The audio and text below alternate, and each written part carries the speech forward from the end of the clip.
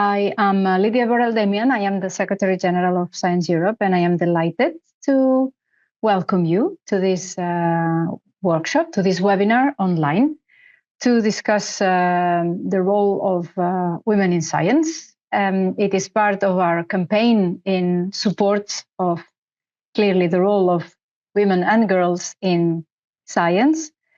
And we've been wanting to organize this event in between two key dates, the International Day of Girls and Women in Science on the 11th of February and the International Women's Day on the 8th of March. So this kind of falls in between, and I think it is a very nice way to honor the role of women in research and to discuss opportunities and limitations.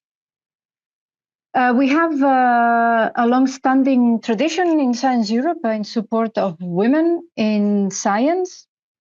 Not only that, in the recent years, we have expanded the concept beyond the gender, and we are more inclusive under this umbrella term of equality, diversity, and inclusion, targeting them not only male and female issues, which are, of course, very important, but also addressing other elements of discrimination, such as social background, or race and ethnicity, or disabilities, etc. So we would like to see the research working environments as these kind of safe and inclusive environments where anyone can develop a very nice career and can fully develop themselves. So we have here today three fantastic speakers: Marcela Linkova from the Czech Academy of Sciences, Carmen Mayoral from the Spanish National Research Council, and Jo O'Leary from UK Research and Innovation, who will present their perspectives on this issue and how they think we are advancing, hopefully, and what else we can do. From our part, from Science Europe, as an organization that brings together research performing organizations and research funding organizations at national level, we have the mandate to really coordinate any possible effort at European level to reinforce policies in favor of this inclusion that I referred to, and also how we can, let's say, foster more in participation of women in science, which is perhaps not bad in some fields, but we know that it's terrible in some others. So to address this and other discussions, I would now pass the word to my colleague, Adrian Brahim, who is the main responsible person in Science Europe to address equality, diversity, and inclusion. Thank you very much, Lydia, and thank you very much to all of you for being here. So as Lydia indicated, we'll have three interventions from Marcela Linkova, Carmen Mayoral, and Jo O'Leary. And following that, we'll have a Q&A session and a discussion between panelists and with the audience. So Marcela Linkova from the Czech Academy of Sciences, and also the co-chair of the ERA from a subgroup on inclusive gender equality. Thank you very much. Thank you very much, Adrian and Lydia. Thank you for having me. It's a real pleasure to join this webinar today. I will be talking about inclusive gender analysis in research and innovation, or what we used to call integration of gender dimension in research and innovation. And I will start sharing my presentation for this. So you should be seeing now my screen in presentation mode. And so what are we talking about when we talk about integrating gender dimension in the contents of research and innovation? It means considering differences between people based on sex and gender and their interplay, and how this affects research questions, methods, and outcomes. So it goes to the content of research as such, to the types of questions, the methodologies we use, the types of analyses we do, and the ways we present results of our research. And it marks a shift in the approaches to advancing gender equality from fixing women to fixing institutions and fixing knowledge. This is a long-standing policy development at the EU level. It goes back to when gender equality and gender mainstreaming became a priority in the European research area in 2012. And then in Horizon 2020, the previous framework program, gender became a cross-cutting issue, and integration of the gender dimension was done through so-called flagging of gender topics. So the Commission indicated in which calls gender equality or gender dimension had to be considered at the proposal stage and then in the implementation of the project. Horizon Europe further advances this development in really important ways. Integration of gender dimension in the content became a requirement by default, and it is assessed as part of the excellence.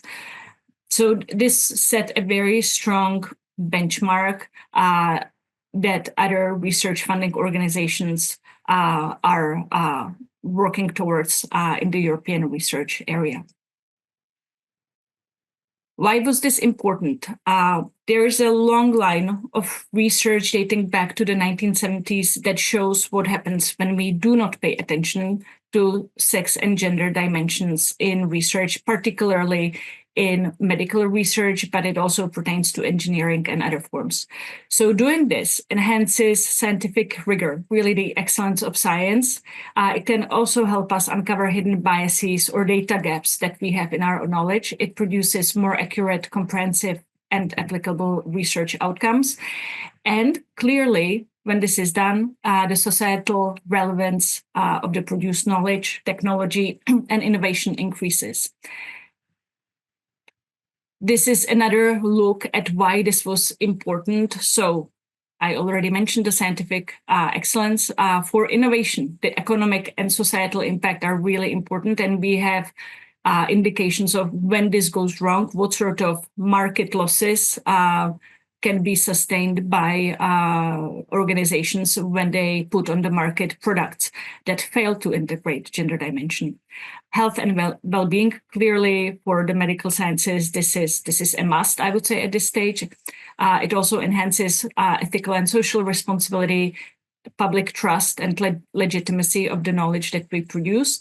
And of course, it also enhances evidence-based policymaking and transparency of the knowledge that gets produced. So all these different facets of integrating gender dimension are critical to building credibility and maintaining social relevance of science and innovation in society. In recent years, since the Ljubljana Declaration and now in ERA Policy Agenda 22-24, we see a very important shift to inclusive gender analysis, which goes beyond sex and gender to consider other aspects that are relevant to knowledge production, such as age, race, disability, socioeconomic background. Again, for medical sciences or anyone working in epidemiology will tell you that this is an obvious requirement, but also we are seeing how important this is, for example, in artificial intelligence research, but other aspects of our research are of course touched by this as well. I want to now present some outputs that may be relevant, useful for the work in the research community and research funders. As I was introduced, I am currently the member state co-chair of the ERA Forum subgroup on inclusive gender equality. And so one of the outcome deliverables that our subgroup delivered last year, and this report will be published soon, is principles for the integration and evaluation of gender perspective in research and innovation. And there is then a document that is coming out very soon, which was prepared by task force headed by Lidia Gonzalez from FECIT in Spain, who is also a work package leader on gender dimension in research in the Gender Action Plus project, and Sofia Ivarsson from Vinnova. So this is very important work, and I will present some of this. So there will be infographics presenting and explaining what inclusive gender analysis means, what are its benefits, how it can improve research. There is going to be an infographic for research funding agencies, organizations, on how to address inclusive gender analysis in the entire cycle, from designing the calls through preparing application templates, promoting calls, evaluating proposals, funding decisions, and then monitoring and evaluation and the policy evaluation as such. And I have to say the monitoring and evaluation are some of the areas where we have, I would say, the least done at this stage in Europe. I also want to mention what we have done in the Gender Action Plus project. This presentation will be available to you, I assume, so you have the link. We have an entire work package dedicated to gender dimension in research and innovation. We have benchmarked what is in place in Europe and selected associated countries that participate in our project in terms of policies that national research funding organizations have to address sex and gender analysis. We have contributed to developing a network of national experts. We are developing policy advice, some of which is already available. We have contributed to building capacity through mutual learning workshops, and we have engaged with stakeholders, most notably in a mutual learning workshop with research funding organizations from North America, the Canadian Institutes of Health, National Institutes of Health, to discuss how they go about integrating gender dimension and sex and gender analysis. And this report is available on our website as well. What does our benchmark show? We continue to have important challenges to addressing gender dimension in European research. We see really disparate approaches across different countries, different funding organizations. One of the biggest problems is that there continues to be some misunderstanding in the community about the difference between gender balance and addressing the position of women and other minoritized groups in research and integrating gender dimension. So there is clearly further need for awareness raising here. And also, we continue to see some challenges to understanding the analytical concept of intersectionality as going beyond gender as analytical lens. So the actions that continue to be required are capacity building, awareness raising, and monitoring by research funding organizations as to how applicants and then PIs address integrating gender analysis in the implementation of their research projects. I also want to mention the policy brief that we have prepared in Gender Action Plus, and we are now discussing simplification. It's a very strong dominant theme for the upcoming Framework Program 10. And on behalf of aspects that address gender equality more broadly, but specifically gender dimension in research, I and the subgroup would argue that this is really no time to go back on what we have achieved. Simplification cannot ensure scientific rigor. And we really need to continue moving forward with building knowledge that is robust, that answers the needs of all groups of population and is state of the art. And so with some of the developments that we are seeing now, these can be problematic in terms of providing the scientific answers that societies and members of our societies need. I also want to alert you to an online course that was developed within Gender Action Plus for the NCP Virtual Campus, but it is not intended only for national contact points. It is, in fact, used and passed by members of the research community. So you can take it, you can see that it addresses specific fields of research, specific domains with concrete examples, including European Union-funded projects in Horizon Europe that integrate successfully sex-gender analysis. And you have examples of how this is done through presentations of these projects.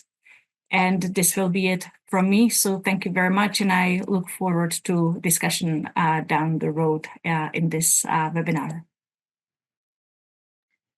Thank you very much, Marcela, for this very interesting overview and sort of tracing us back to definitions, history, and so on. So without further ado, we'll come back to questions and comment later after the three interventions. I'm sure people will have a lot of questions and comments on that. Without further ado, I will be giving the floor to Carmen. Carmen, please, from the Science Spanish Research Council in Institute of Carbon Chemistry, but also a Executive Vice President of the CSIC Commission on Women in Science. Hello, good afternoon. Thank you very much for the invitation to be part of this webinar today. Thank you to Marcela for this excellent introduction to the subject, in which we have been seeing the approach from the European community to the integration of the EDI dimension in research. Today, what I'm going to show you is our humble approach to the subject from the Spanish National Research Council, from the scientific staff approach. I'm not an expert in gender. I'm just a scientist. I work on energy and energy and in material science. So this is why our approach is a bit different to the slides we have been seeing till now. Well, the Spanish National Research Council is the largest public research institution in Spain. We belong to the Spanish Ministry of Science, Innovation and Universities. We are at the moment more than 6,000 staff, 30% of that we are women, and 40% of the scientific staff in permanent position are women. And we are working in 124 different institutes around all the Spanish geography. That it means that we are very different in size and in the scope and in the research area, research field. Well, the Spanish National Research Council was a pioneer institution in gender equality. We started more than 20 years ago with a group of experts in gender, and a group of just women from all disciplines. We were very advocate, very active, and started a cultural change in the institution with the commitment and support of the authorities. We launched the Women and Science Committee to implement a range of initiatives to promote and strengthen the participation of women within their organization. Along these years, it has developed into a structural transformation, starting with a different approach, a technical equality, with the launching of the Delegate Committee for Equality from the point of view of administration, management, services, legislation, consultancy. So it became the milestone for the gender equality plan. And nowadays we are in a third gender equality plan. We integrate in this way gender perspectives into the recruitment, career progression, on all the decision processes in the institution. So let's say that we can say that we have a dual equality structure. Actually, the Women and Science Committee has been considered as a good practice by Science Europe in 2020. And what we do is we try to do the analysis of the data We performed all the calculations about the gasoline index, the scissors figures. We try to perform a sort of vigilance about these data. We produce reports about funding, publishing, the presence of women in patents, mentoring and rates, all the scientific production, and we try to have some influence in internal influence in all the units and offices inside the CSIC, and we pretend we pretend to be an inspiration to other research performing organization in Spain. Well, which is the status we have about gender inclusion in research contents. As Marcela told us, there is a big effort to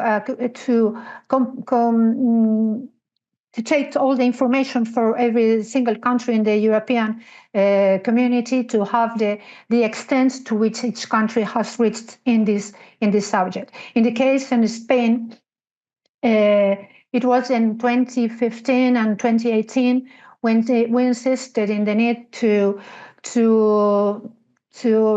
develop special training for adequate inclusion of gender issues in research contents. We revised all the materials and all the tools available coming from Europe or from other countries, and we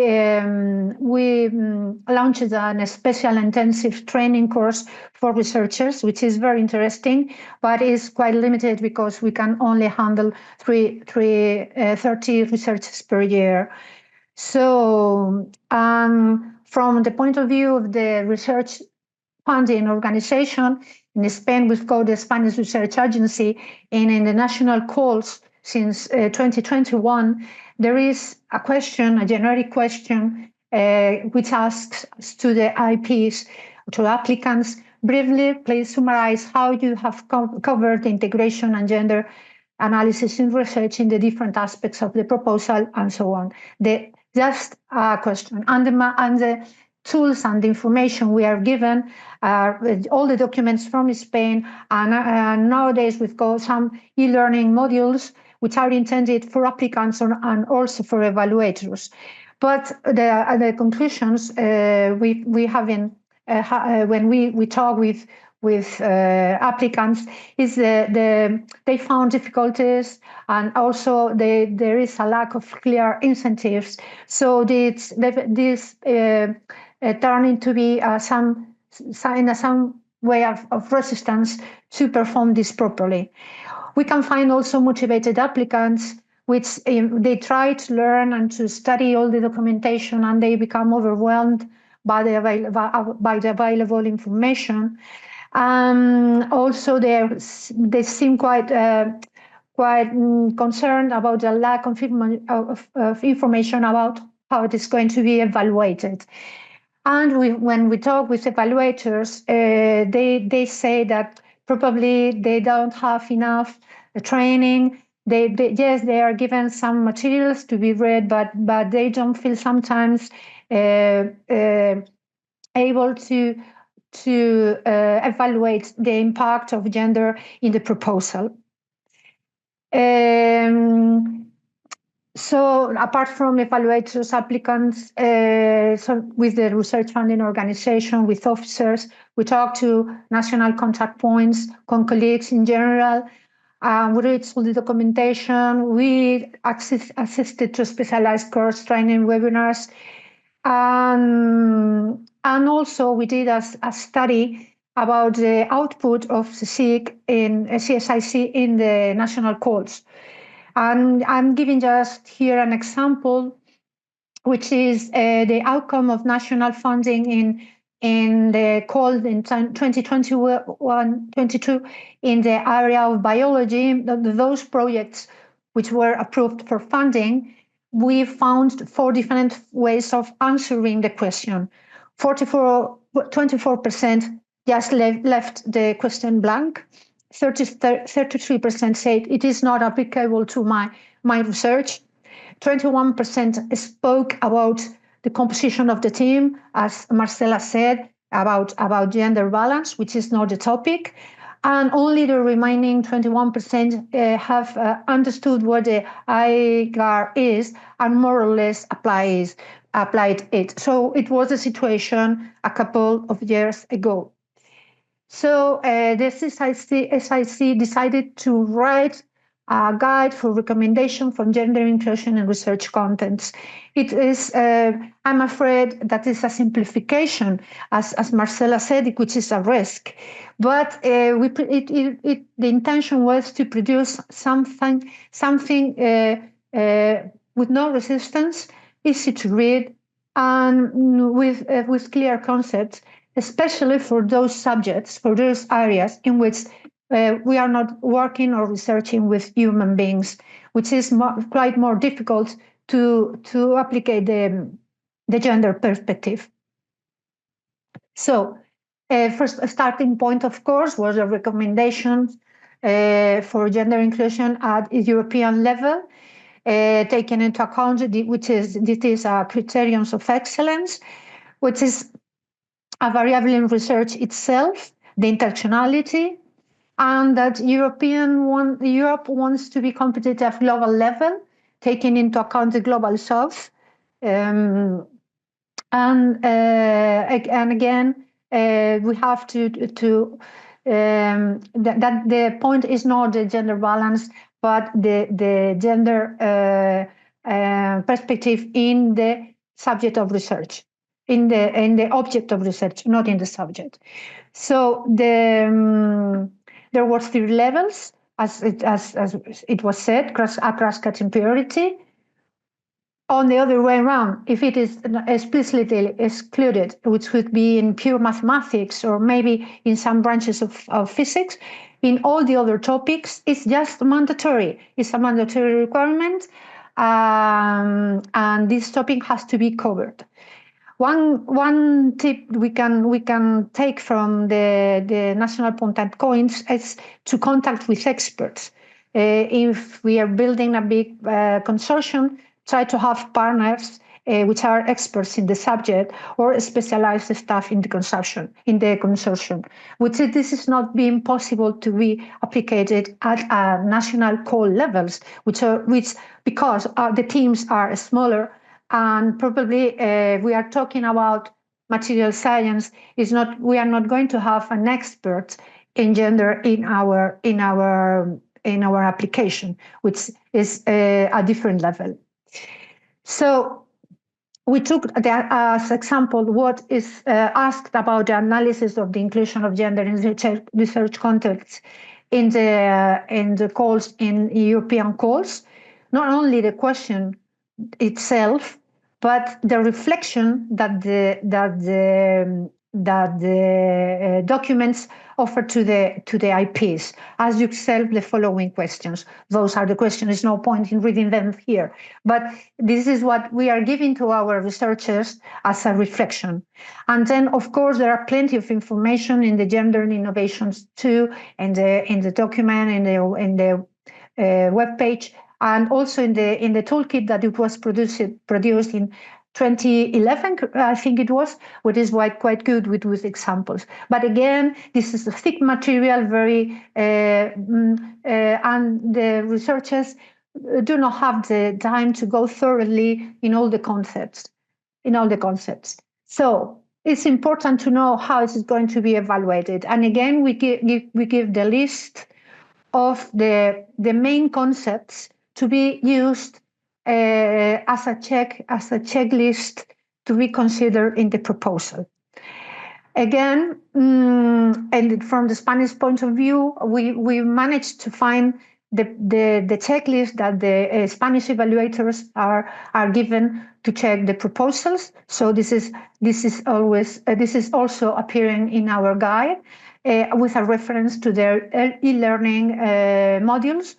But probably for our researchers, it's more useful to read a list of questions that are going to be studied in the proposal. Of course, researching about humans is quite not. I wouldn't say it's quite straightforward. The application of gender dimension, but you've got more tools and you can find more experts. A lot of experts about that, and there are lots of tools available. And in the guide we give a couple of them.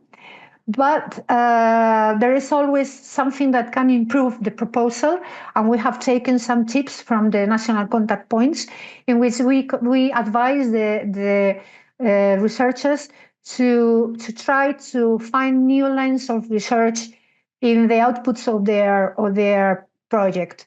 Try to open a reflection about how this knowledge or the innovation produced is going to promote equality between men and women. And this is going to give more quality to the proposal.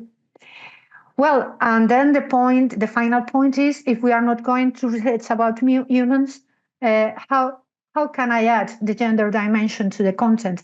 Well, we can use all the information given by the European resources, but also we have prepared a sort of list of tips, which are intended to be a reflection and also a help to a sort of template to build up a reflection about our research, again with example of material science.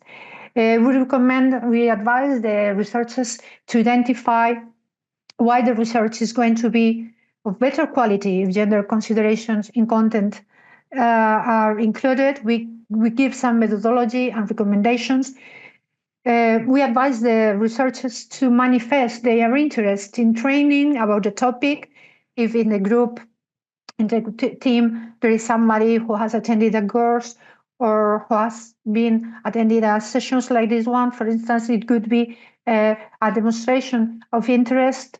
Recommend them to make a literature review to see if there is a study that relates your topic and gender. There is always somebody else before have studied or have written a report about the connection between your topic of research and gender. If it is not a report, there are papers, and this could be a starting point of your reflection, or in case you can't find any, it would be a starting point also. You have to get information about economic data, business opportunities, socioeconomic impact of the general sector, about men and women. You can extend your search to productive sector. Anyway, a list of things you can retrieve from statistical data.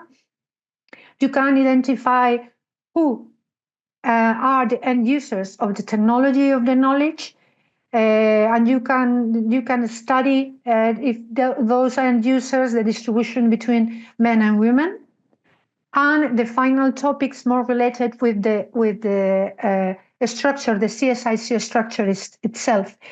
You can plan the dissemination and knowledge transfers for specific needs of women and men, but it's easier than it seems, because there are always congresses or meetings in which they take into account the presence, the equilibrated presence of women and men, or in panels or in chairs. So you can say that you are going to disseminate your research in groups or in events, in congresses, in publications that take into account these concepts, and also the dissemination to society. You can take into account again the differences between men and women. And for instance, today we are celebrating the International Day of Women and Girls and Women and Girls in Science.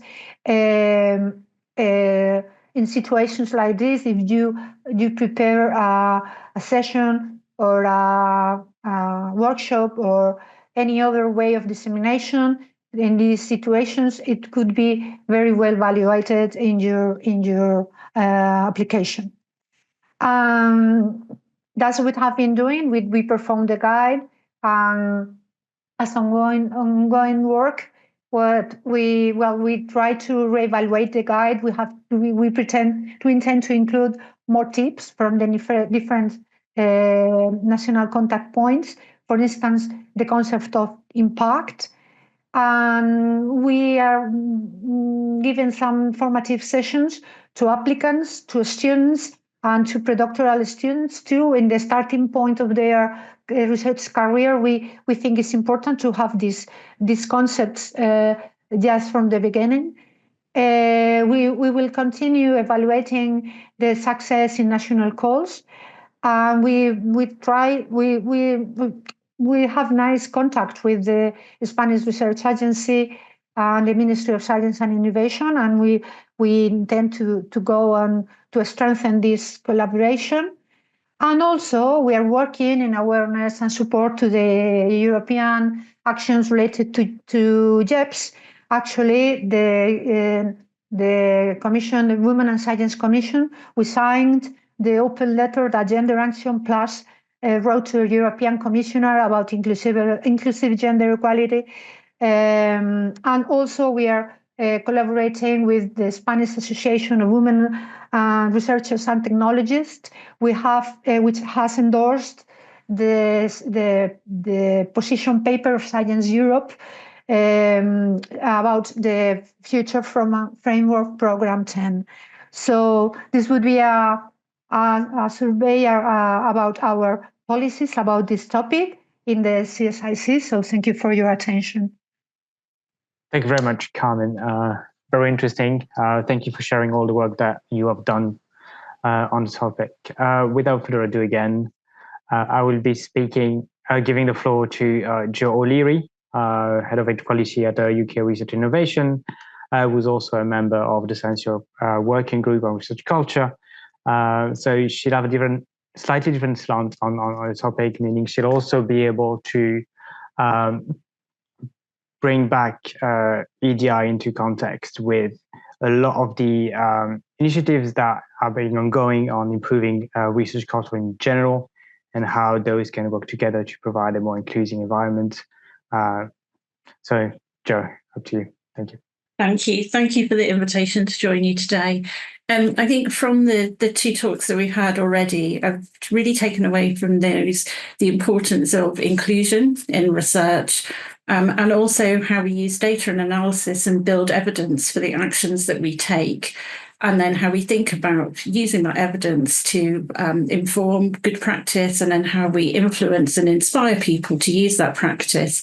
And some of that is really practical in terms of how we then go on to support our applicants and our assessors or our evaluators in how they understand the interpretation of this inclusion within the research proposals. I am going to take a slightly different stance on this and just speak for a few moments about some of the work that UKRI is doing. So UK Research and Innovation, for those of you who don't know, is the largest public funder of research in the UK. And we are both a research performing and a research funding organisation. About 2 years ago, we published our ADI strategy. And in that strategy, we really thought about our role as a funder, as an employer, and as a partner, and how we really think about the evidence base for diversity within research and innovation, and how diversity is really integral to great research and innovation. So we know that to meet the complex challenges of the future and present, we really need to welcome different perspectives, ideas, expertise, and ways of thinking. And so really for scientific excellence, we really need to have diversity and inclusion at the core of our thinking to bring those perspectives together. And some of the ways we think about that in our work is not just about getting people to fit into the current system, but how we really think about what that system needs to look like to have inclusion and diversity and collaboration and constructive disagreement and challenge at its heart to enhance the research outcomes that we are all seeking to support and achieve. And so we're really working towards fostering a system that's flexible and dynamic and inclusive, and really starting to make some shifts in how we conceive that system to build interdisciplinarity, novel problem-solving approaches, and creating that space and the conditions for that creative process to be undertaken. So one of the areas that we are really interested in is thinking about diverse career paths and really thinking about shifting away from what can be the very traditional perception of a research career path being linear, moving from undergraduate through to postgraduate and then into an academic career in the professoriate. Sometimes when people leave that system, it can be perceived as a loss, both to the system and for themselves. But we'd really like to start to challenge that thinking and think about this movement across our system as a real strength and an asset. So when people come in with different experiences and backgrounds, when people move around disciplines, move around the research and innovation system, then we think that will bring enhancements to the research outcomes and bring new ideas and new perspectives, new ways of working. And we've been endeavouring to support this as an idea through changing the how people apply for our funding and thinking about the different role types that are eligible to apply for funding for UKRI, and also introducing the narrative CV format, which many of you will be familiar with, which really enables people to describe the different contributions to the research system and also encourages diversity in kind of outputs and outcomes and the representation of that in the assessment process. To give you an example of how we'd like to celebrate the breadth and diversity of people within the research system, we've also been running a campaign that we call 101 Jobs That Change the World. And this campaign really highlights the many, many different roles and people who make up our really vibrant, dynamic and creative research system in the UK and celebrates the contributions that those people make.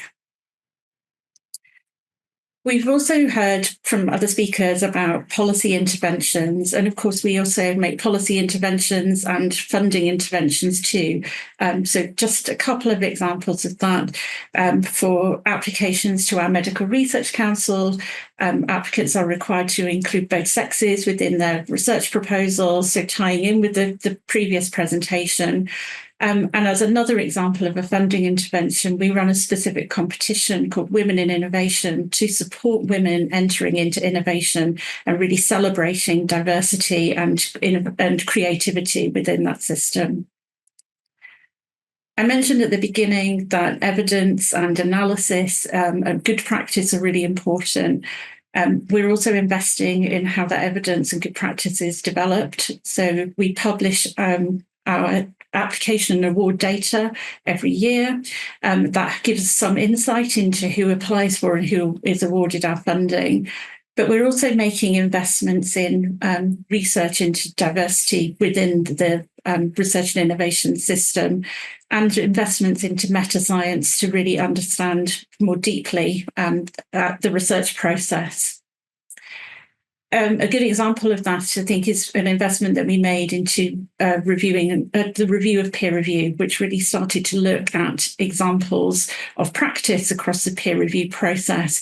And now we are using the evidence from that to inform experiments that we're undertaking to see if they have an impact on who applies for and who is awarded our funding and how the peer review and assessment process can become more inclusive. So hopefully that's given you a sense of some different approaches to inclusion within research and innovation. And I think it's really key, as I said at the beginning, to think about this from the perspective of driving great research and innovation outcomes. Thank you. Thank you. Thank you very much, Jo, for this interesting overview and explanation of the different UKRI initiatives and the sort of tools that you set up and the way in which you go about integrating EDI into your own organization's work. So now we'll be moving towards more a Q&A/discussion session. So we'll sort of invite people to use the Q&A function to type in questions and the chat to type in any comments, additions they would like. I would just quickly, briefly mention at the beginning that we'll be writing a report on these sessions that will circulate to the participants, so you'd have a sense of what was being said as well, and have a sort of record of that, and we'll share also all the relevant information So feel free to type in questions. I see a few questions coming in already. We've heard quite a bit from the three speakers, and a lot of them do share similar, challenges, similar ideas and tools. Maybe check. Maybe a question from Diana Vera on the panel about how to tackle scientific performance indicators, giving higher value for researchers with more experience abroad, and how this pressures women while they plan their career and family, but also, I guess, how that speaks to the inequality between care, work within, traditional family structures. Maybe if I can, that's all right. Thank you for this question. For the point, I think that it's very important, and of course, I think that in the scientific community we recognize the huge importance of mobility experience for one's growth, learning about how the system works, bringing new things back home, etc. At the same time, it can be hugely problematic. And for example, I come from the Czech Republic, and we had this issue with our national Czech Science Foundation in the past, where they introduced grants that had mobility as an eligibility criterion for applicants, and it transpired, and it was highly selective excellence grant for junior academics, and it transpired that the eligibility criteria based on the mobility were in fact hugely exclusionary, and there were very few women who, because of their childcare responsibilities, parenting responsibilities, were not eligible, could not comply. And at that time, there was a petition, a huge sort of mobilization among women researchers to counteract this. So the eligibility criterion was changed. So instead of having 1 year mobility experience abroad, it was broken down, and it could be taken in stages. And I think what was telling when I was discussing this with the policymakers at that time, the implicit notion of the mobile researchers, of the excellent researcher who applies for this, is in fact male. Who can just pack up his family, wife who goes along and takes care of him and the children. And I think that we really need to mainstream. I mean, this is the essence of gender and gender plus mainstreaming. When you're designing a policy, you need to consider in the design stage what impact, for example, eligibility criteria will have on individuals in different walks of life or with different experience. And so I would hugely urge research funders to do this in relation to how researchers are assessed, but also in terms of designing the programs of support themselves, because this leads to reproduction of inequity in the system quite clearly. Thank you, Marcela. Maybe I can jump on the questions that's anonymous on what can be learned from activities aimed at supporting gender equality, and how we can use that to develop actions that could implement in order to support other diversity dimensions, and how we can support intersectionality with that. So is there anything we can learn from gender and men and women support activities to inform activities aimed at support diversity in its totality, or address other discriminations? So I think there are things we can learn, but there are also things that we should probably not just think we can transpose from one situation to another. So I think there's something really critical about really understanding the nature of the issue that we're trying to address. Data can give us, quantitative data can give us access to some of that, but we shouldn't just rely on the quantitative data. There's qualitative data, there's experiences that people have. I think for me, it's really important about kind of how do we create the environments in which people and their ideas can thrive and flourish. And that's likely to need different types of intervention for different people with different characteristics at different career stages in different disciplines. So while I think we can learn, I think we also need to learn wisely and really think thoughtfully about how do we create the environment, how do we create the incentives, and we're just talking a little bit about criteria. So what do those criteria create? So all of those things that come into the conditions, and what do we really value, recognize, and reward, and how do we build those features in so that we create the environment for everyone to flourish and to thrive? If I can perhaps add to this, what we currently see is that we're not very good at taking intersectional lens. So really addressing the complexity of inequality and discrimination experience in the research system.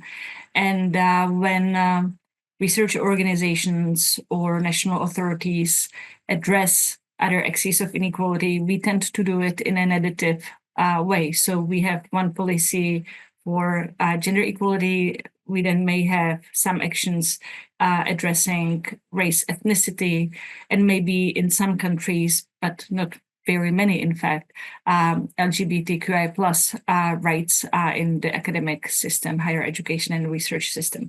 And I think what Joe is saying is really important. We do not have data currently on what the intersectional inequity experience is in European system. Our benchmark study in Gender Action Plus showed that we have first studies, for example, in Norway. Ireland is also paying attention to addressing this now within their new framework policy for gender equality. But we are really all grappling with the methodology, how to do this. Inspire project is studying and working towards developing inclusive gender equality plans. So hopefully we will have soon a resource in Europe that will guide research performing organizations in how to design actions in the thematic areas, how to collect the data. But even the data collection is so hugely difficult. What is allowed to be collected? And we really see so much foot dragging in the community in relation to data collection. Systems cannot be changed, etc. Some institutions are exploring more qualitative approaches, not in the sense that they would be collecting qualitative data, but qualitative approaches to how you design the quantitative data collection at the institutional level. And I think that we will really need to pool the very little that is being done in Europe on this to advance, because it's a struggle. I mean, it's a huge struggle, even when there is willingness. Thank you. So there's another question that points out that we sort of putting diversity, framing diversity as bringing diversity of thought. Like people with different career paths, or people with different gender, different races, will approach research questions differently. They use the example men, women asking different research questions than men do.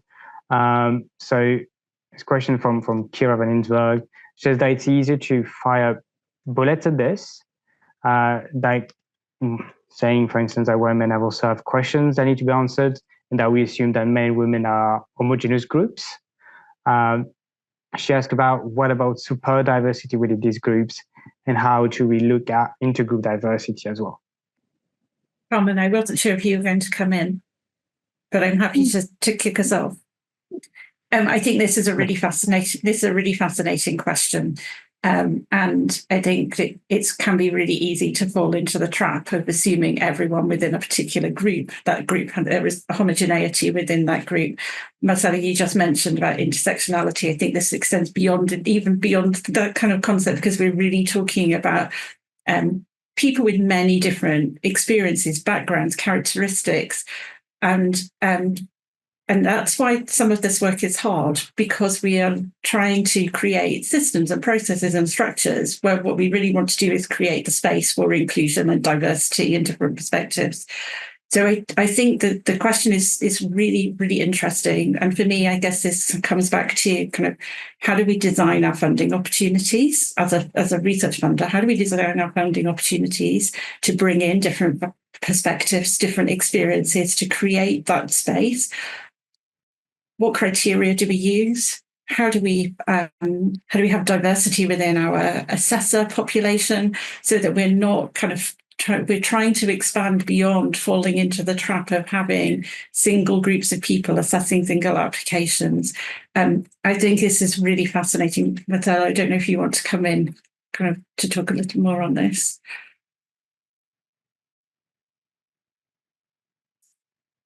Yeah, I mean, if I can follow up, I think that this goes really to the crux of what we were talking about, because there's no easy equation between women and responsibly integrating gender dimension. I mean, we have all biases. It takes training. People need to get used to the fact that we work with these categories that were not used so much 40 years ago. I mean, there were researchers who used them, but and now we're requiring this from essentially the entire research community. And I think that the critical thing is not that we're not going to ask certain questions. I mean, of course, white men have relevant research questions that need answering. The question is to design our research questions in ways that do not exclude the social realities of any groups. And so if you're looking at medical research, I mean, it should be a matter of fact that you include all different segments of population, for example, in drug development or diagnostic development, etc. When you develop technologies, I mean, we have so many examples of failures in recent years in relation to voice recognition, facial recognition. There is fascinating research going on this, where the technologies that we then develop fail people, and it goes down to, your lights go down in a corridor, and if you're dark skinned, they will not come back because the system will not recognize your face. I mean, it goes to really tangible social realities for these groups, and we are failing them if we develop these technologies. And so we all have responsibility for producing research that does not create further biases. We have responsibility for checking at the design stage that our research is bulletproof to reproducing bias in society. And I think that this is the vital thing. And it really does not matter who you are. You have a responsibility as a researcher, as an innovator, as a technologist, as an engineer, to just do this. That would be my take on this.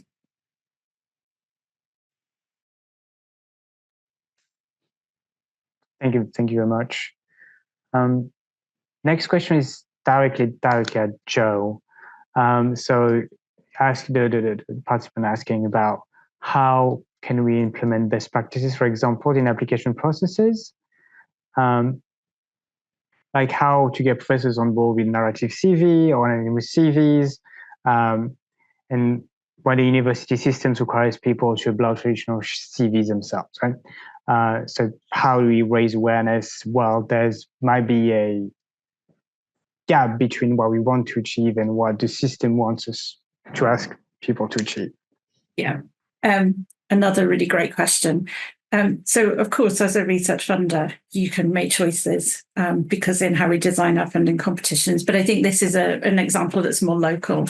And so I wonder whether here kind of some of the experimentation that we have been doing as a funder may also be helpful. So could an intervention be designed on a small scale within that institution to say, we're going to test using a different form of CV, or we're going to test using anonymized applications, and to track the process through. So what do you see? Do you see any change in what happened as a result of making this intervention? What did you learn from doing it? Did you get a different pool of applicants? Did you get a different type of outcome to that you would normally receive?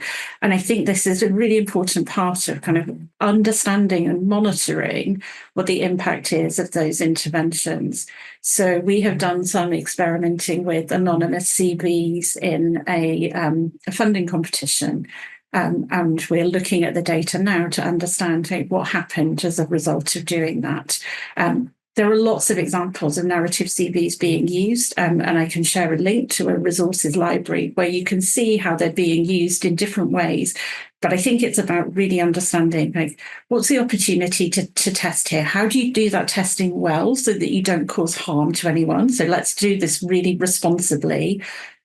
But what did you this, and then how might you use the evidence from what you've learned to influence others in making a change in the future, or to say, actually, this intervention didn't work and we've learned something from it not working. And I don't think we should be afraid that sometimes things will not have the outcome that we might have hoped, but we will learn from that. And as we do in the practice of research, we learn from it and we move on to test another activity and build from there.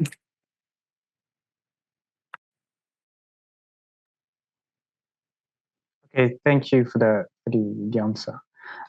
So another question by Kim Ferguson that sort of points out to the institutions that keep running into a problem where the information to track in order to keep statistics is either binary because of some software. They mentioned AR software, or certain aspects of persons' identities are considered to be protected information, and that is very widespread across Europe around race, religion, and so on.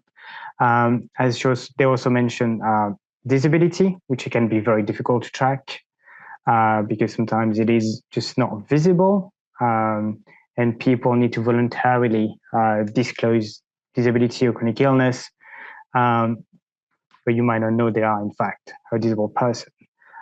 So they're asking, how have the other organizations of our speakers dealt with these issues? Mentioning that monitoring progress is indeed difficult if you don't have statistics. And if I can just abuse my power as a moderator to add a point on that, is that this seems to me an indication that sometimes people can be very reticent to voluntarily answer correctly some of these questions. Often in the fears that would lead for them to be discriminated, right? Disabilities, but also it can be trans people, non-binary people, that would fear being exposed to discrimination themselves, sometimes people with certain religions, especially in a certain political climate. So I don't know if anyone has a comment on the questions. Yeah, Carmen? Yes, thank you for the question.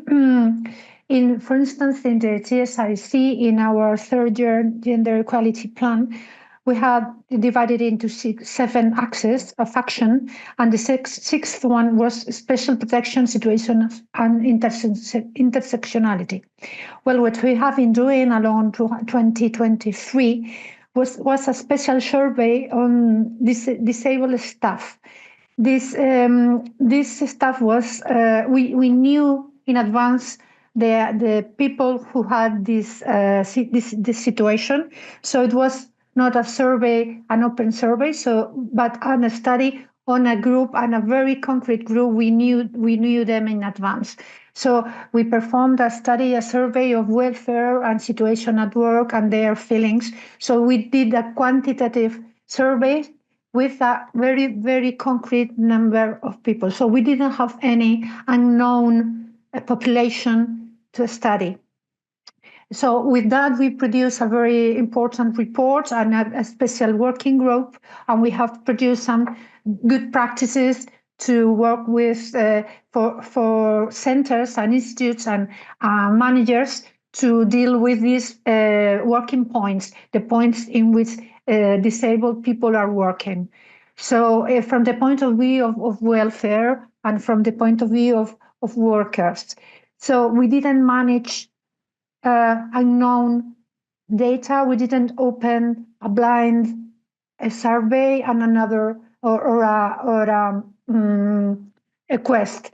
We have this problem now with the LGTB plus group of staff. As Marcela said, there is no procedure to do it properly with the means. With the proper safety about data, about managing all the information. So we are expecting these procedures or these good practices from Europe to give them the advice to handle 16,000 people. We can't perform an open survey, anonymous survey to them, but we have managed with the target we have to study the disabled group. Okay, thank you, Carmen. Don't know if it's any other comments from Joe or Marcela. Yeah, so maybe yeah. As I was saying before, I mean, we have countries that are doing this. So at the national level, so Ireland really invested a lot of effort into developing their system for survey of the higher education staff, and this includes also race and ethnicity categorization that was co-developed, co-designed with the groups. So I think that that's a really great learning example. Not necessarily applicable in like really huge research and higher education systems, but for the size of Ireland, I guess that could work in other countries as well. And we have examples of institutions where the data collection systems, precisely as you're saying, continue to be binary, for example. But then when you do a survey, for example, as a basis for developing gender equality plan, when you do the audit, you can ask questions and people then consent to give that information to you. I think that a hugely relevant and important element in relation to disability is also mental health, because I think we're seeing mental health huge problem in academia overall, especially in early career stages. So we definitely need more information on that. And this is a hidden problem that we are starting to recognize, but we definitely do not have data that I know of about. So it can be done, but precisely the issues of data protection and whether people are willing to contribute to that data and what safeguards you have so that that data cannot be misused at the institutional level. These are, of course, particularly in the early career stages, hugely important and can be scary and overwhelming because the system is very precarious, creates a lot of precarity. And so people are protecting themselves, of course. Thank you, Marcela. So we also have a question/comment that indicates that instead of changing mobility rules to be more inclusive for women and obviously everyone, should we not change society not to be putting the main care burden on women? Obviously, care being every type of parental, family cares. I don't think anyone's going to disagree. Unfortunately, a lot of these changes required to do so are like kind of out of the ends that we have as funders. So we kind of try, palliate a lot of the negative consequences. I think it's still a role, and not sort of necessarily say it's not a responsibility to change society. We have sort of be cognizant that society is not going to change overnight, given the current trends, might not change at all in the right way. So I think maybe speakers can speak on that, but I think we cannot just say society should change, but we should also be cognizant that society is not going to change, at least not fast enough, and shouldn't sort of excuse ourselves from actually trying to change mobility rules to be more inclusive as well. Can I come in on this one? I think that we are seeing some change in gender roles. among younger generations. And we are, of course, seeing changes in how young men, including early career researchers, approach their role as fathers towards active parenting, active fatherhood. And so some of the research that I conducted in the Czech Republic shows that then the systems of inequity get transposed to men with caring responsibilities. And while there may be some research that shows that men may get the daddy benefit if they want to, for example, leave work early once, I don't know, every couple of weeks to take their kid to, I don't know, some after school activity, that may be tolerated. But if you're really serious about being active father and you need the sort of work-life balance that women generally tend to need, or if you're unwilling to work extremely long hours, 7 days a week, then it does have the penalty it does on women. So we're essentially changing the maternal wall to parenting wall for, covering all parents. And I think that it goes to the issue of what sort of academic environment, research environment we're building, what are the expectations in relation to job performance, especially in early career stages, and how open to, I would say, sometimes even exploitation early career researchers are because of the precarity in the system and how competitive it is. So it's not an issue of social policy. It's not an issue of how people arrange their roles and whether men become more caring. It's an issue of the values on which the academic system continues to be built. And we need to think about the cultures that we want to be creating, the cultures that actually take care of the people. And I think that this is where the cultural and institutional change that is underwriting gender equality plans should really be focused on. It's not only, it's not about assertiveness training. It's not about equipping women for negotiation. It's really changing the culture of research so that it becomes more inclusive towards all groups, as Joe was saying, and reducing the levels of competitiveness so that people can be responsible parents, both women and men, and other groups, non-binary trans researchers, is really a prerogative.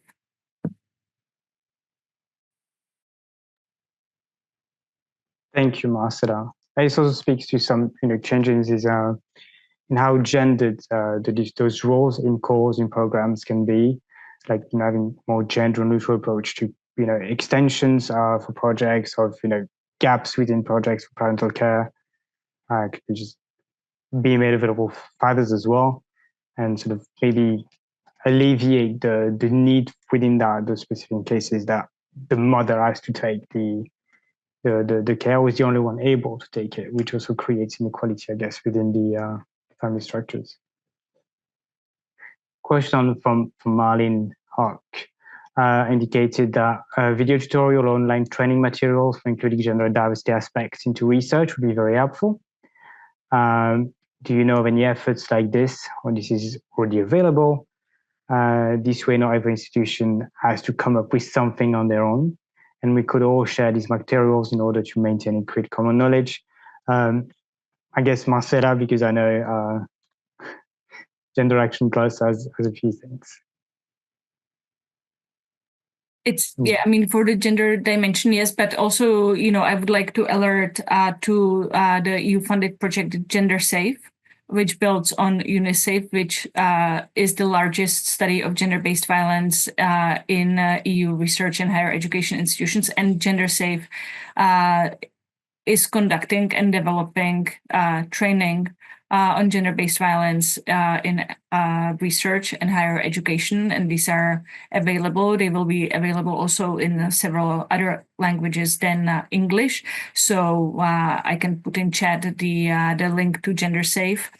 And there's also the legacy of the GE Academy Horizon 2020 project, which developed really huge load of training, online training that continues to be available on various facets the different elements of gender equality plans, including gender dimension, including intersectionality. So there is, in fact, quite a bit available, and it would be good to have this pooled in one place. Yeah, maybe we can talk to the European Commission to have a resource for all of this that has been produced. And then, of course, some of the structural change projects are also doing their own training materials that is available. Okay, thank you. And we can follow the email to this meeting. You can share all the links, so they have it all in some individual email. Okay, so another question from Eleonore from Formas. Anonymous CVs were mentioned, so mostly a question for Joe, but obviously others are feel free to join in. Are there any good system for support to have anonymous CVs from the beginning, or does this involve a lot of manual work for research funders? I'd love to say that we had a good system for doing that, but I'm going to disappoint you and say no, it was a lot of manual work. And I think this probably speaks to kind of when we're thinking about designing interventions, what's it going to take to deliver that well and responsibly? Can we do that? But also, we should continue to be creative and to innovate. But I think doing it from a place of, is there an evidence base that we want to test here? And if not, can we design that intervention so that even if we're putting the resourcing in to do that manual process, what will we get out of it and learn from it? But yeah, I'm sorry, we didn't have a system to do that. And I don't know of one, unless anyone else does. I just say question from Chiara Amato. We're trying to level the ground and reduce biases, starting from a very unfair and even starting point. How can we start and structure conversations on gender and minority biases and promote and ensure changes without having the typical defensive reaction? They have the feeling that every time topics like this are brought up to a broader audience, the social responsibility we have to start feeling is mostly confused with pointing the finger instead of really improving the conditions. Yeah. If I can start, we just had final conference for Gender Action Plus, and Dr. Gemma Irvine, who's the vice president for EDI at Maynooth University in Ireland, has a really fantastic approach to this, I think, arguing for EDI work, where she starts from the premise that we are all, each individual, different. And so the EDI work goes to recognizing the needs of every single individual in the academic system and recognizing that all of us in the diversity, including male researchers. I mean, they're not a unified group either. Second is that EDI work shows that when you start addressing the needs of one particular group, it then has positive benefits for the entire community. There was a really great experience early on when in the UK started awarding the Athena Swan Award, and the first to receive the gold Athena Swan was York University, and I think it was Department of Chemistry under the leadership of Professor Paul Walton. And he was sharing at that time his experience of how he's building the non-discriminatory culture, and sharing how, introducing certain rules, for example, that originally were to serve primarily, say, women, would then have benefits for, and we were discussing this shortly ago, men with caring needs, but then it expanded to other groups.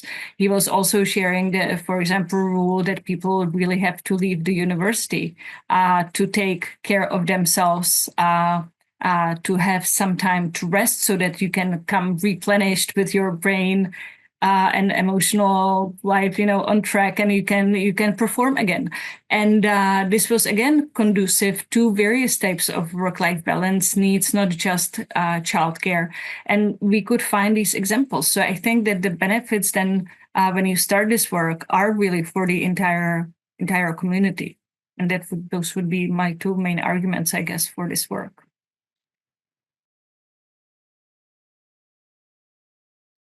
I think we all recognise the situation that's been described. There have been some studies of outputs from PhD students in the States, for example, and about showing that people from more diverse backgrounds produce higher rates of scientific novelty. So I think there is an evidence base that diversity breeds creativity, it breeds innovation, it's creating better research outputs. I think this evidence-based approach is really important. So let's test our hypotheses, let's explore, let's understand, and help ourselves to kind of create the system that encourages and supports diversity, because we know that it is going to produce better outcomes for all citizens.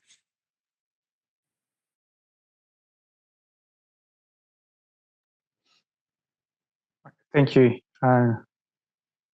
Thank you. So another anonymous question: how do we make sure that empowerment programs are not facilitated at the expense of other groups? How can we act against an emerging cancel culture? Risk might include a push against EDI from dominant groups, as we can observe in the US right now. So I guess there are two questions. I'll be the same. The next one as well is around the current antagonism against EDI initiatives, and how we continue to work towards equity in research, with the reality that national governments may be starting to decrease funding or actively work against EDI initiatives. So I guess it's like similar type of questions, that there is a risk of backlash, both from dominant groups, but also from national governmental structures and power structures, and how we can push for equality without in that context.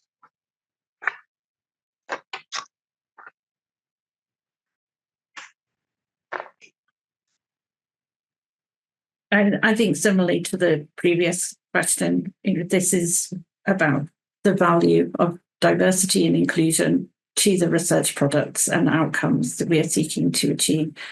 And given the complexity of a research question, the complexity of the challenges nationally and internationally that we are trying to solve, we know that we need diverse people and experiences and backgrounds to be able to do that, and different perspectives. And I think we've got to kind of keep that core to the work that we are doing. It doesn't mean it's easy, but let's stay focused on how do we create great research and innovation outputs and outcomes. Right. Thank you, Jo. And I think there's also like a academic freedom / institutional autonomy question in there as well, because we see in very polarized political contexts, especially those targeting, those kind of programs at ADA, there is a tendency for learned institutions, be university research centers, sometimes funders, to be used for political purposes, and then unwillingly becoming the center of controversies. We've seen that in quite a few instances. We see that for one of our funders in Poland, for instance, in the context of the election. We see that a lot in the US, where they work on banning certain research topics. Hungary, when they banned certain research topics as well. So I think this is connected, and defending academic freedom, sort of to make sure that institutions and people can still make those changes. Adrian, if I can of course. follow up on what you're saying. It's very interesting that the academic freedom argument can go both ways. I think that also, me coming from post-socialist country, it's a hugely important value. And I mean, we have examples from the past when sociology was banned completely because it was just giving answers that the regime did not like. And of course, we have fields of research that are giving evidence that certain powers that be may not like, or certain industrial interests may not like, and are disputing that. We can see this with the gender dimension in research, that in some academic contexts, academics are using the argument of academic freedom to argue against the need to address inclusive sex and gender dimension in their research proposals, on the ground that no one is going to tell them what to research. Well, I think that as society, if we're using public funds to fund research, we need to make sure that those public funds respond to the research needs of the entire society. And our entire society means not just men, but also women, non-binary people, LGBT community. So, and then of course, all other research needs across society at the intersections. So I think that this is one thing. Another thing that I find very troubling is that we see a double standard in relation to how academic freedoms is used. We may have more readiness in the research community to defend academic freedoms, for example, in relation to climate change research, because we have managed to build a more robust scientific acceptance of the evidence. So people would now stand behind in academic ranks to defend academic freedoms to climate change research. But we sometimes do not see this in relation to gender and feminist research, which is producing equally and hugely important insight into the social change that is going on in society. And of course, it might be difficult to navigate, especially for groups that maybe become disempowered because of the huge societal transformation, industrial transformation, etc. But that does not mean that we should not fund that research, because we need to understand these processes. Otherwise, we are at risk of our societies imploding. And I think that the entire research community really needs to stand behind the value of academic freedoms. And we also need people from academic disciplines such as natural sciences, engineers, to really ally with researchers in social sciences, and specifically gender and feminist research, to argue and preserve academic freedoms at times when political forces may be intent on banning these fields of research, as we are seeing now, as we have seen in Hungary in the past, as well as Poland. Thank you very much, Marcela. So there is a question in Q&A about advice that we can give and challenges can be offered to support the return of Ukrainian women's scientists to their working positions in Ukraine, and are there any European programs to that effect? I'm not 100% sure. The colleagues do have extensively research that. I don't know, Lydia, if that's anything we can ourselves clarify. Well, that is indeed a very special question, because women are the ones that have been able to travel outside Ukraine, not men. So all of a sudden, there's been this shift on women in science from Ukraine in Europe, and many organizations have accommodated. And I know CSIC, for example, they have several female. Maybe Carmen want to also build on that. She can report, I'm sure, more of a direct experience that we know what we know, and of those flows, the migration flows. So I want to think, I don't know if that's true, and maybe you can take that as a reflection point. I want to think that despite the terrible circumstances, that this would have helped integration of women in science. As I said, all these circumstances. It's terrible that it has to happen that way, but at the same time, since it's happened, and I think that they were benefiting from the wave of solidarity that we could witness all over Europe. I hope that this would help, but I don't know. I'm looking at Carmen and Joe and Marcela, whether you have any experience in this respect. Hi. What we have been doing in the National Research Council, it was for a work from the Ministry of Science and Innovation and Universities was the one in charge of making the list of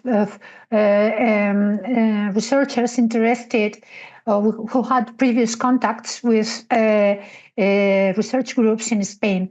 And they were, as Lydia said, accommodated, and they were enrolled in several groups. But I don't know.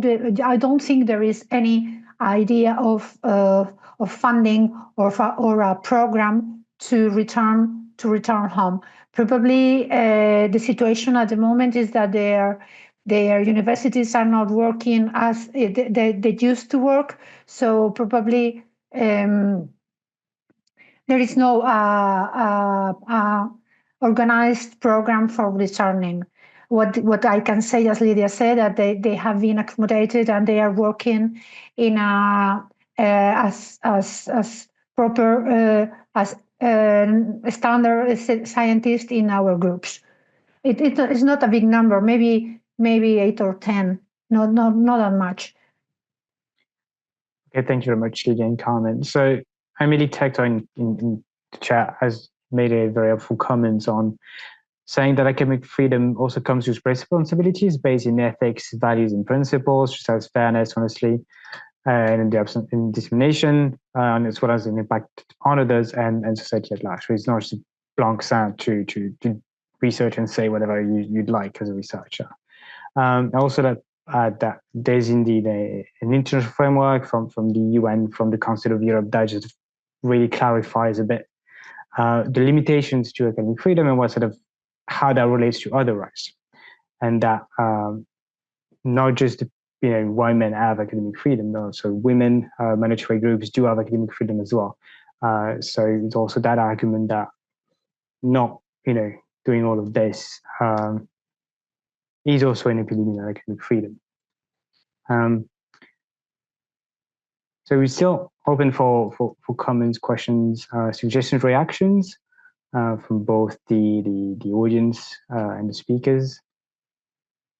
Yeah, my question to the panelists and also perhaps other participants who would like to comment, as we are preparing for the next framework program, the policies that will govern FP10, what could be your, let's say, headlines of what should we advocate? I mean, the framework program has normally been very good at promoting at the policy level the participation of women, and there are all these plans that you have to show, etc.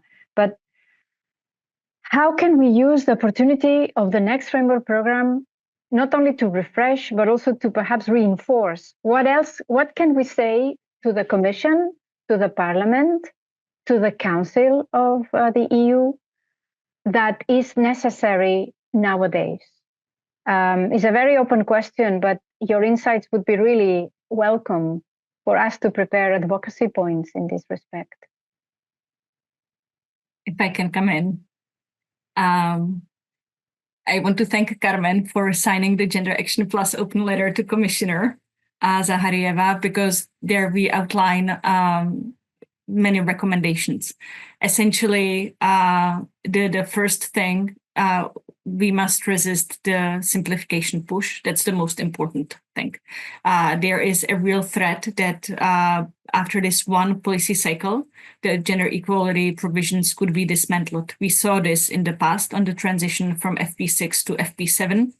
Everything that was achieved in FP6 just went up in smoke, and then it took years again to rebuild it to where we are it's such a huge waste of resources. It's such a huge waste of good governance.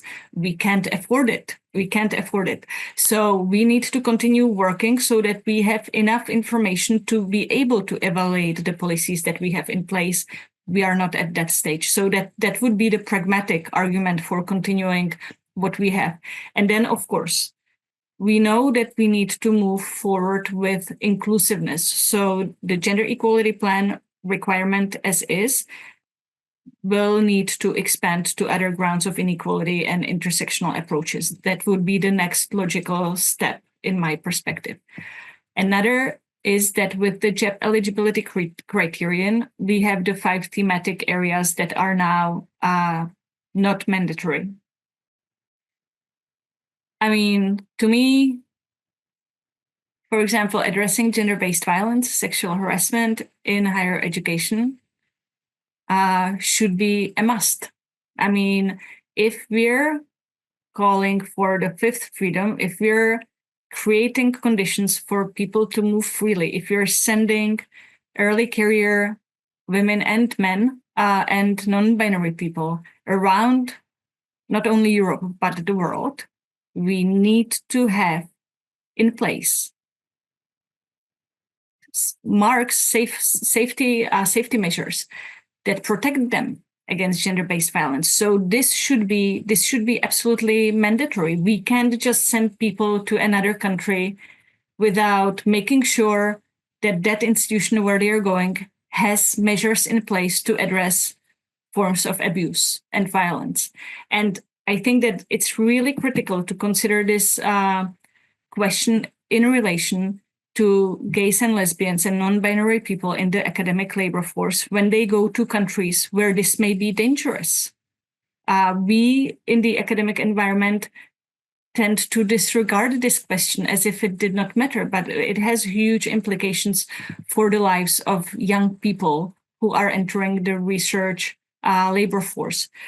So I think that the thematic elements should be really made mandatory, particularly policies for gender-based violence in relation to all mobility schemes that Europe is funding. I think that this is really essential. And then the gender dimension in research, I really don't see how we can produce responsible research without continuing with this requirement. So that to me is also, something that we really need to continue explaining to the academic and research and innovation community so that there is a better grasp how that benefits us all, how we're producing responsible knowledge to whole society. So these would be the main elements that I would stress. And the ERA Forum subgroup on inclusive gender equality, we have published also a position paper on this that I can share perhaps as a follow-up. Thank you very much for this, Marcela. We fully agree with that. Now also, potentially, if I can abuse my powers again, complement that with the fact that maybe we also need to reflect on the potential for abuse outside the academia when we send people in mobility schemes to countries. In some countries, being LGBTQ plus people is a threat even outside of the academia. And we also know in the context of gender-based and sexual violence that conferences and networking events, even in places where there are policies in place, although these aren't many, can be extremely risky, and as well a lot of abuse happens. So I think it's an essential point. Thank you very much for bringing it up. Maybe another question from Chiara Amato,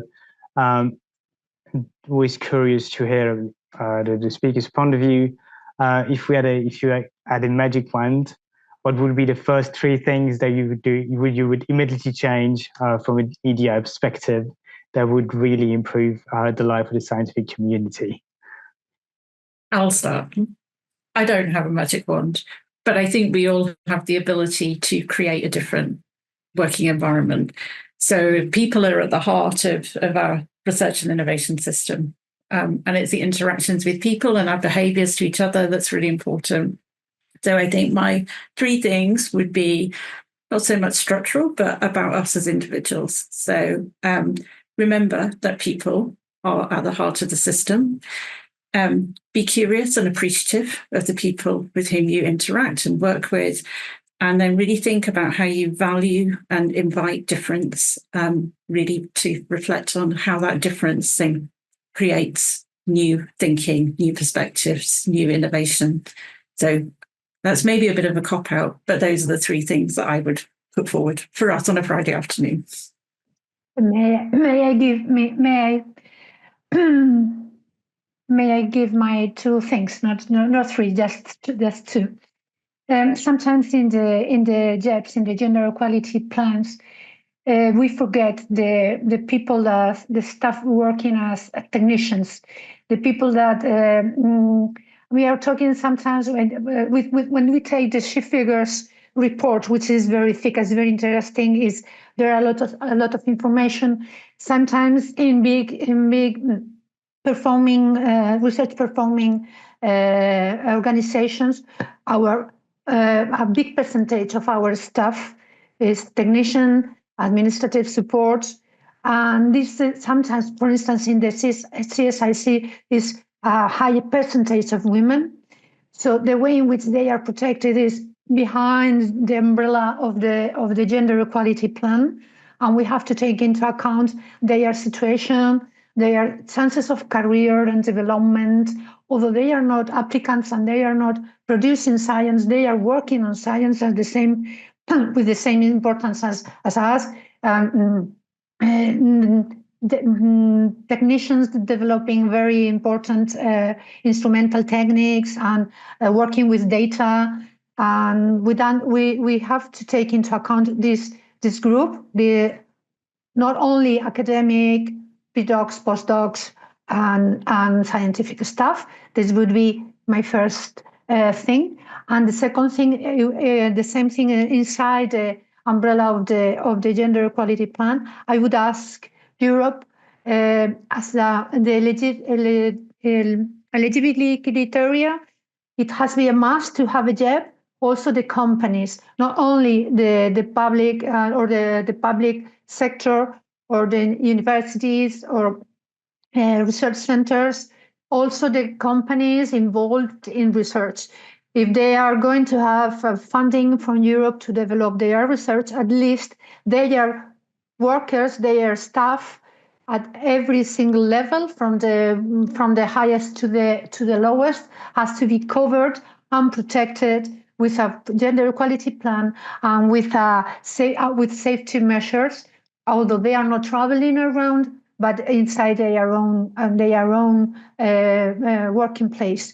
This would be maybe it's not from the scientific point of view, it's from the working from the trade union point of view, but we have to protect and to take into account these groups of staff.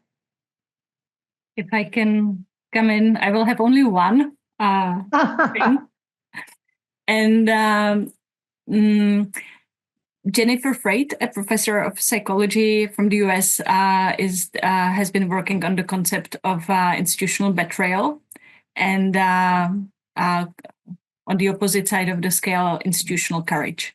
And so what I would wish us all is institutional leaders who are courageous, who build transparency and accountability, who are willing to take on difficult tasks, who do not cave in, who do not protect people who commit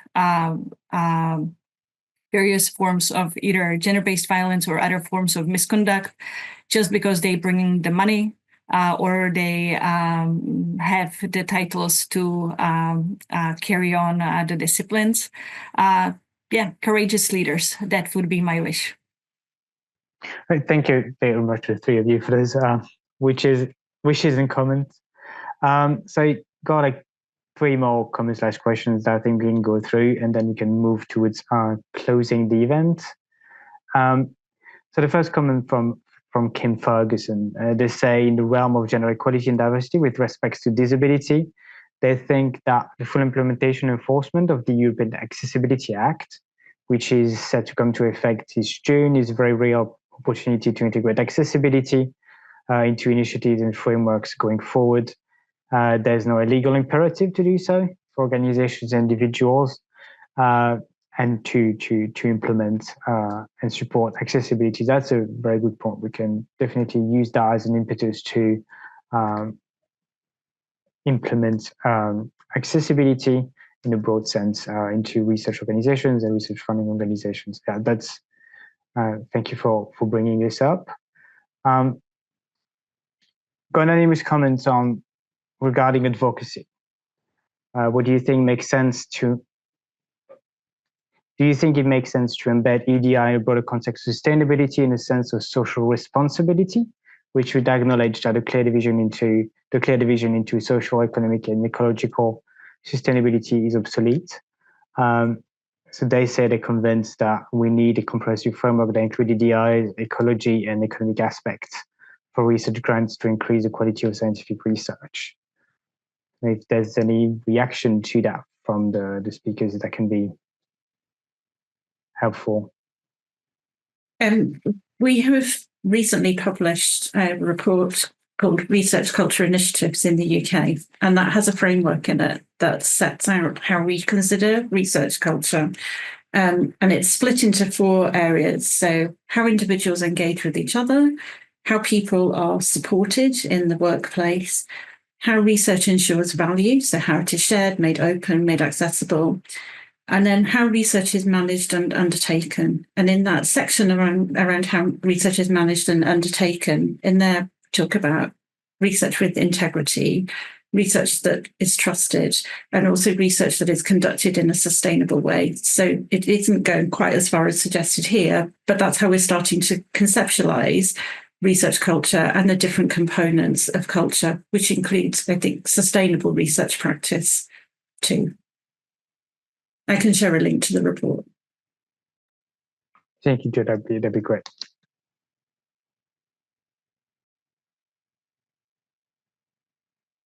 Okay, thank you. So going on to the last question that we have from Angelina Smilenova.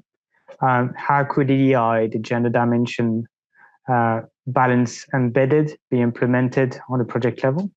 For example, how can we ensure on the project level you fund that there will be diversity among the newly hired PhDs and postdoc fellows?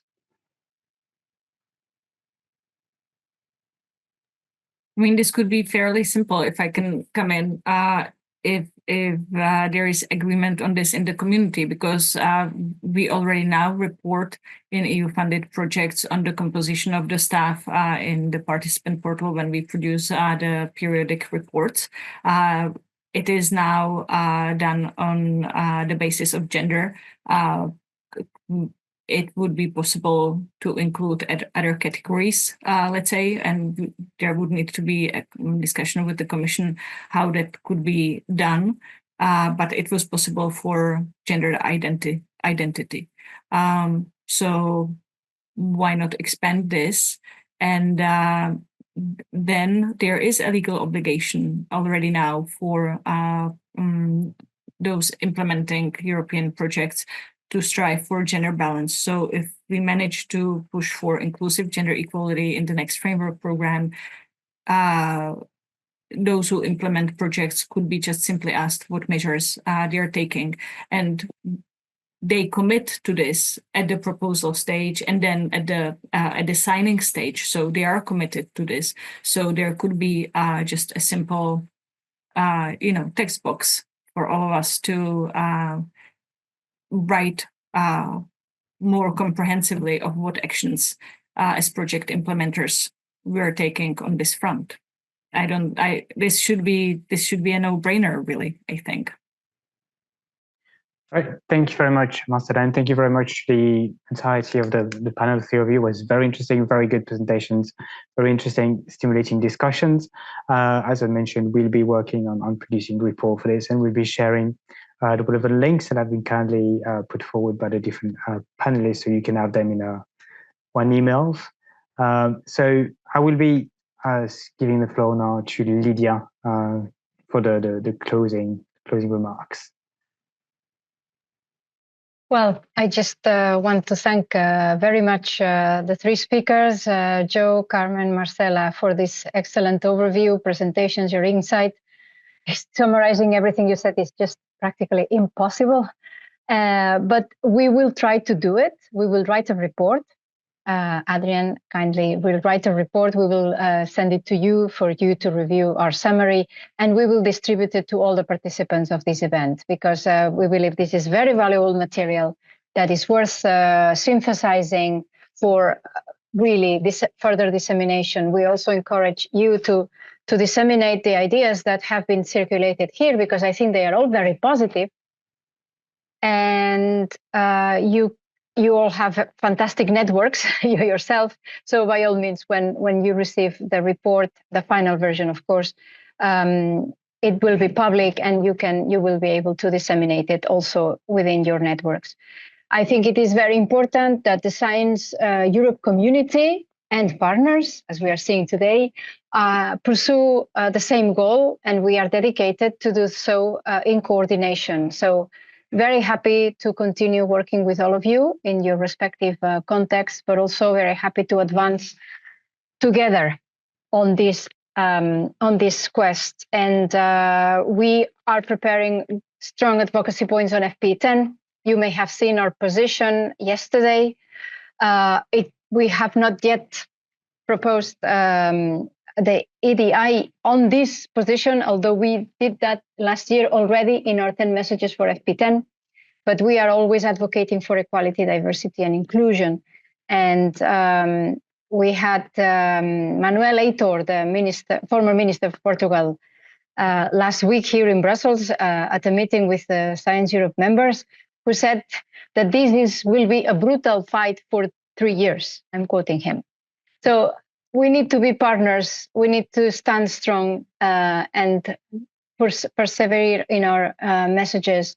I liked very much this message that we need strong leaderships that stand beyond people, stand by people. And we certainly will try and create the best conditions for that to happen from Science Europe perspective. So I think that with this, I would like just to wish you an excellent weekend, a well-deserved weekend. And thank you very much to all for your presence in this very well-attended workshop. I see now almost 100 people, but we have been 170. So I think it's fantastic that we have been all here together this afternoon. Thank you very much. Bye-bye.